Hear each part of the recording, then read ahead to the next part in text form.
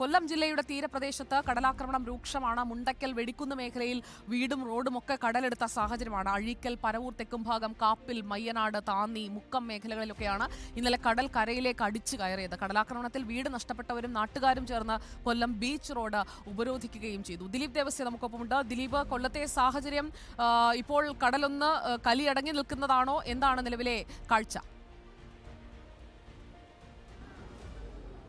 സുജയ, ഇന്നലെ വൈകുന്നേരം തുടങ്ങിയതാണ് കള്ളക്കടൽക്ഷോഭത്തിൽ വലിയ നാശനഷ്ടം അനുഭവിച്ച കൊല്ലം കടപ്പുറത്താണ് ഞാനിപ്പോൾ നിൽക്കുന്നത്. ഈ കടലോര മേഖലകളിൽ ഇന്നലെ രാത്രിയുണ്ടായ അതിശക്തമായ തിരമാലയിൽ വീടും അതുപോലെ തന്നെ അനുബന്ധ സാധനങ്ങളെല്ലാം നഷ്ടപ്പെട്ട ഒരു വിഭാഗം ആളുകളാണ്, മത്സ്യത്തൊഴിലാളികളാണ് ഇപ്പോൾ നമ്മളോടൊപ്പം ഇവിടെ കുത്തിയിരിക്കുന്നത്. നേരത്തെ രാവിലെ തന്നെ ഇവർ കഞ്ഞിവെച്ച സമരം നടത്തിയിരുന്നു. അതായത് ഉദ്യോഗസ്ഥർ ഇവിടേക്ക് എത്തുക, നഷ്ടപരിഹാരത്തിൻ്റെ കാര്യങ്ങൾ സംസാരിച്ച് വേണ്ട രീതിയിൽ ചെയ്യുക, അതുപോലെ തന്നെ ഇവിടെ നിർമ്മിച്ച പുലിമുട്ട്, അശാസ്ത്രീയമായി നിർമ്മിച്ച പുലിമുട്ട് മാറ്റി നല്ല രീതിയിൽ ഒരു പുലിമുട്ട് സ്ഥാപിക്കുക, അങ്ങനെ തങ്ങളുടെ കുടുംബങ്ങളെ ശാശ്വതമായി സംരക്ഷിക്കുക എന്നുള്ളൊരു ആവശ്യമാണ് ഇവർ ഉന്നയിച്ചിരുന്നത്. പക്ഷേ ഈ പിന്നീടെല്ലാം തന്നെ അവിടേക്ക് എത്തിയത് NK പ്രേമചന്ദ്രൻ MP എത്തി, പിന്നീട് NDA സ്ഥാനാർത്ഥി G കൃഷ്ണകുമാർ എത്തി. അങ്ങനെ നിരവധി വാഗ്ദാനങ്ങളൊക്കെ നൽകിയതിന് ശേഷമായിരുന്നു സബ് കളക്ടർ ഇവിടെ എത്തുന്നത്. സബ് കളക്ടർ എത്തിയതിനു ശേഷം കളക്ടറേറ്റിൽ ഇവർക്ക് കളക്ടറുടെ ചേംബറിൽ ഒരു യോഗം ചേർന്നു.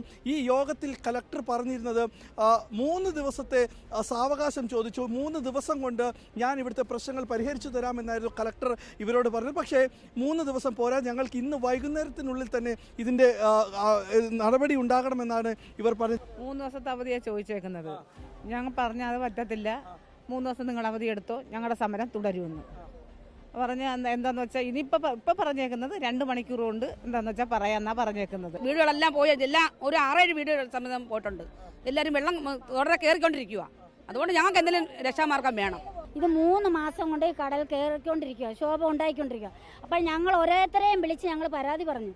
ഞങ്ങൾ പോയി കണ്ടു. അപ്പോൾ അന്ന് പറഞ്ഞ് വന്ന് കണ്ട് നോക്കാം പരിഗണിക്കാം എന്ന് പറഞ്ഞ് പോകുന്നതല്ലാതെ പിന്നെ അവർ തിരിഞ്ഞ് നോക്കുന്നുമില്ല, ഒന്നുമില്ല. ഈ 10 വീട് മൊത്തം ഇടിഞ്ഞു പോയി. അവർക്ക് ഉടുതുണി പോലും ഇല്ല, മൊത്തം കടൽ കൊണ്ടുപോയി. അത് JCBക്ക് ഇടിച്ച് തള്ളുന്ന കണക്കാണ് കടൽ കൊണ്ടുപോയിരിക്കുന്നത്. പിന്നെ ഞങ്ങൾ എവിടെ പോയി കിടക്കും? ഈ കൊച്ചു മക്കളെ കൊണ്ട് ഞങ്ങൾ എവിടെ പോയി കിടക്കും? കൊച്ചുങ്ങളെ സ്കൂളിൽ പോകാൻ പറ്റത്തില്ല. മേയർ വന്നിട്ട് എന്തായിരുന്നു പറഞ്ഞത്? മേയർ വന്നിട്ട് പറഞ്ഞു അവർ ഒരു ഓഡിറ്റോറിയം കെട്ടിയിട്ടുണ്ട്, അത് ഉദ്ഘാടനം ചെയ്തിട്ടിട്ടുണ്ട്, നിങ്ങളെ അവിടെ പോയി കിടക്കാൻ പറഞ്ഞു. 10 ലക്ഷം രൂപയിൽ ശേഷിക്ക് ഉൾപ്പെട്ടിട്ടുണ്ട്. ഞാൻ വാടക വീട്ടിലെ പൊന്നു സഹോദരൻ 35 വർഷം കൊണ്ട് കയറി കിടക്കുന്ന ഈ മന്ത്രിമാരെ മുമ്പിലൊക്കെ ഞങ്ങൾ ഒരേ പത്രം കൊണ്ട് പോയിട്ടുണ്ട്. ഒരു വീടിന് വേണ്ടി വാടകയ്ക്ക് കിടക്കുന്ന ഒരു വിധവയായ ഞാനും സുഖമില്ലാത്ത ചേച്ചിമാരും ഒക്കെ ആയിട്ട് കിടക്കുന്നത്. ഇതുവരെ ഈ 35 വർഷത്തിനകം ഒരു വീട് പോലും ഞങ്ങൾക്ക് അനുവദിച്ചിട്ടില്ല. ഈ കെട്ടിടമായി കിടക്കുന്ന ഈ കടലോര മക്കൾക്ക് പോലും ഇവർക്ക് പോലും വീടെടുത്തു. ഇന്നലെ 7 വീടാ ഒറ്റ ദിവസം കൊണ്ട് പോയത് കടൽ തീരത്ത്.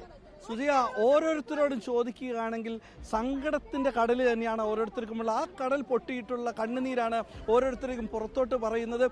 അധികം കഷ്ടപ്പെട്ട് മുണ്ടക്കൽ കടപ്പുറത്തുള്ള ഓരോരുത്തർ ഇന്നലെ കടലെടുത്തത് 7 വീടുകളാണ്. ഇത്തരത്തിൽ കഷ്ടത അനുഭവിക്കുന്ന ആളുകളാണ് ഇന്ന് ഒരു നടപടിക്ക് ആവശ്യപ്പെട്ടുകൊണ്ട് തെരുവിൽ സമരം ചെയ്യേണ്ട അവസ്ഥ വന്നിരിക്കുന്നത്. എന്തായാലും ഇവരുടെ സമരത്തിനൊരു ശാശ്വത പരിഹാരം ഉണ്ടാകുമെന്ന് നമുക്ക് പ്രതീക്ഷിക്കാം. സുജിയ.